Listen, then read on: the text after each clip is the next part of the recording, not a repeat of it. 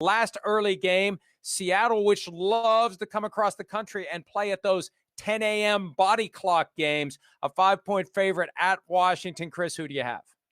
Well, I mean, I'm going to go with the Seattle Seahawks. I am. Two reasons. One, hey, we don't know the situation for the football team's quarterback right now, but either way, it doesn't sway me a lot no matter what. Hey, I like their chances better if Alex Smith plays because I do trust that he won't make mistakes.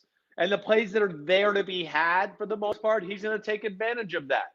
But they're offensively challenged there with the Washington football team. And the biggest thing is, with no Antonio Gibson, they've become, really offensively challenged. They just finding ways to move the ball consistently are hard.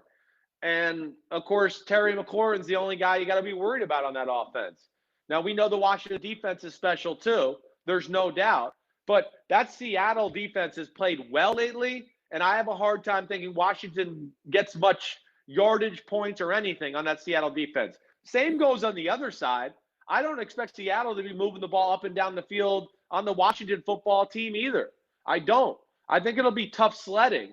But I just think ultimately running the ball enough, the weapons, Russell Wilson and company, they'll find a few ways to score. And I just think that also that Washington offense will end up wearing the Washington defense out by not staying on the field and sustaining drives and doing that. I'm going Seahawks 24-13. I originally had 27-20 Seattle. I'm looking at the over-under. To the extent that anyone relies upon my total score projection in making an over-under bet, first of all, I feel sorry for you. But second of all, I don't want to mislead you. I think this will be under. I'm going to go, instead of 27-20, I'm going to go 24-17, which, if my math is correct, and it rarely is under 44.5. I think, as we discussed earlier today on PFT Live, the key is going to be to play it careful on offense. Don't give the Washington defense a chance to get the ball and have Chase Young run it to the end zone, Walter Payton style, holding that football out there like he did on that long run.